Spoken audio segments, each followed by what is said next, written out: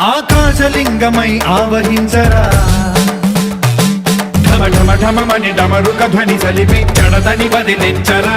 శ్రీవాయులింగమై సంచరించరా అడువడువడువున తన తనువున నిలిచి చలనమే కలిగించరా